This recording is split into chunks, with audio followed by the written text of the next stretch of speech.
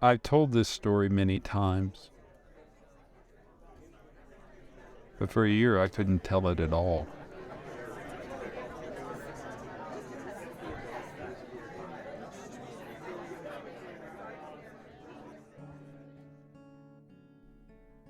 I ran a theater for 10 years. I remember it felt like a lifetime.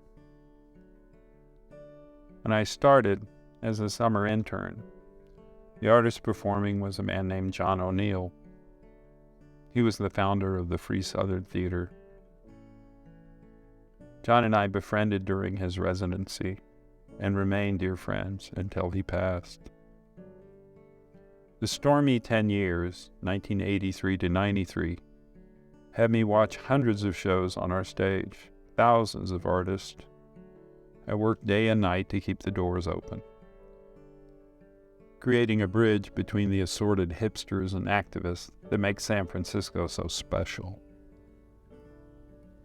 But in the spring of 1993, we had a schism of sorts among the leadership, and it led to the decision to give up the theater and focus on our own artistic projects. A staff of 19 was laid off. We made plans for exit at the beginning of June.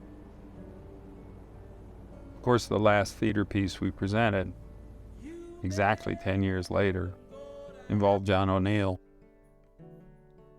While he was with us, he and I sat in the theater and he told me about watching Warren Johnston, the guy I replaced as a theater manager, painting the ceiling over the stage back in the day, and putting his hand in the paint and leaving a visible handprint on the other side of a column. The handprint was long gone, but it was a very specific memory. Warren had died of AIDS, one of the first in our theater community. In those 10 years, there were countless funerals, unbelievable grief. The night before we moved, we held a party. Michael, who had had Warren's job before, was there, thin and weak, soon also to succumb to the disease. I had all of that in mind when I decided, there on the final day, to visit the theater one more time before handing the keys over to Fort Mason. I wanted to just sit with the place. So I put on Nancy Griffith's Other Places album, and with our amazing sound system, just sat and listened. The song, We Built This Town by Hand, was playing, when the memory of John's story about the handprint came back to mind. I looked up, and while I was looking, the curtain at backstage seemed to move. I hadn't heard someone come in, but I said, "Hello?" Nothing.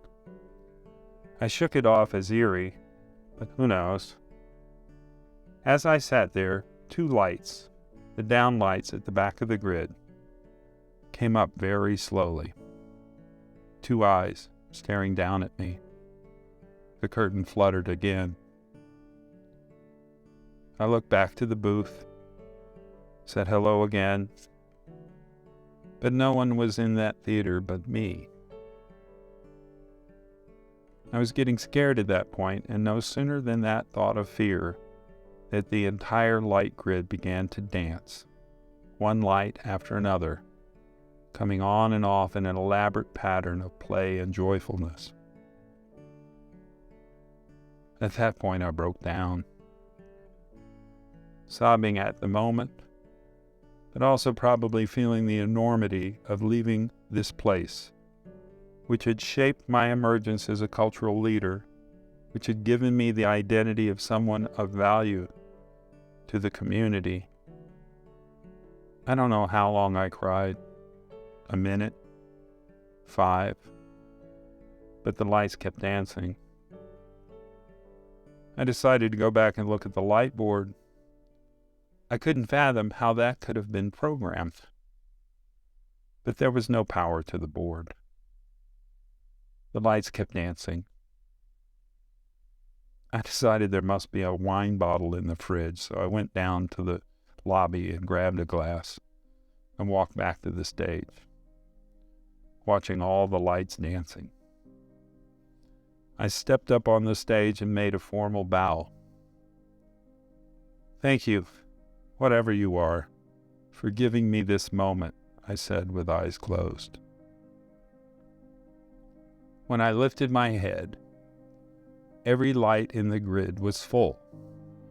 Every single one. At that point, I broke. "You have to let me go.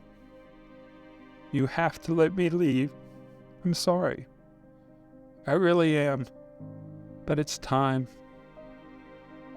The lights just looked back at me. I walked off stage.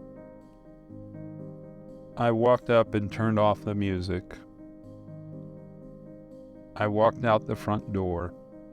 I slammed every circuit breaker powering the theater. I locked the door. I never went back.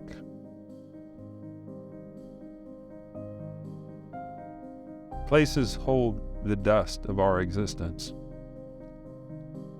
an energy that scientists can't locate, but we know those ghosts, just the vital energy of living, seeps into the plaster, seeps into the wires, seeps into the woodwork.